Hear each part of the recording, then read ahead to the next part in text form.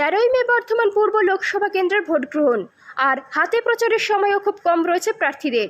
এই সময়ে দাঁড়িয়ে ফের একবার কংগ্রেস প্রার্থীদের সেইভাবে পাশে না পাওয়ার আক্ষেপ জানালেন পূর্ব বর্ধমান লোকসভা কেন্দ্রের বাম প্রার্থী নীরব খা। বৃহস্পতিবার নীরববাবু এই দিন আক্ষেপের সুরে বলেন, যোগাযোগের ঘাটতি রয়েছে বলে মনে হচ্ছে, উচ্চ নেতৃত্বের সাথে কথা বলবো, আগামী দিনেও তো প্রচারে আসবো এই বিষয়টি নিয়ে। পাশাপাশি এই এলাকার জল সংকট নিয়েও মুখ খুললেন তিনি। বিধায়ক, সাংসদ এবং পঞ্চায়েতের দায়বদ্ধতা থেকেই যায়। এক কথায় জবাব এখানে চূড়ান্ত গাফিলতি চলছে।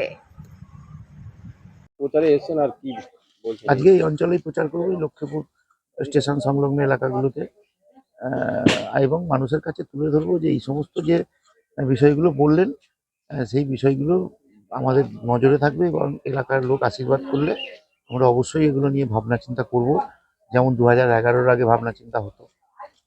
পূর্বস্থলী এলাকায় বেশ কয়েকবার প্রচারে এসেছেন, তা সেভাবে কি পাশে পাচ্ছেন কংগ্রেসকে এখনো পর্যন্ত? সে অর্থে পাইনি, হয়তো তাদের একটা কোথাও যোগাযোগের ঘাটতি একটা হচ্ছে। দেখ, আমি উচ্চ নেতৃত্বের সঙ্গে আমাদের যারা আছেন পার্টি তাদের সঙ্গে কথা বলবো, বলে যাতে আগামীতে পাই, কেন আগামীতেও তো আসবো আবার এলাকায়।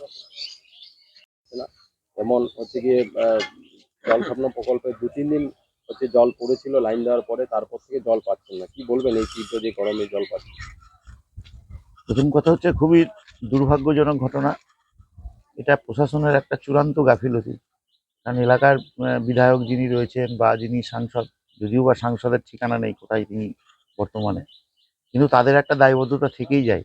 তার সঙ্গে সঙ্গে এই পঞ্চায়েত, তাদেরও একটা দায়বদ্ধতা আছে, ফলে একটা চূড়ান্ত গাফিলতি চলছে এটা নিয়ে। আর পাশাপাশি ওই গ্রামে আপনার হচ্ছে কি আর্সেনিকে আক্রান্ত হয়ে মারা গেছে, তো তাদের আর্সেনিক যুক্ত জল এখন ব্যবহার করতেছে, কি বলবেন? আর্সেনিক মুক্ত জলের জন্য তো বিভিন্ন সময় বিভিন্ন প্রকল্প বামফ্রন্ট সরকারের সময় নেওয়া হয়েছিল। আমি জানি না এদের এখন কি এদের মোটিভেশন।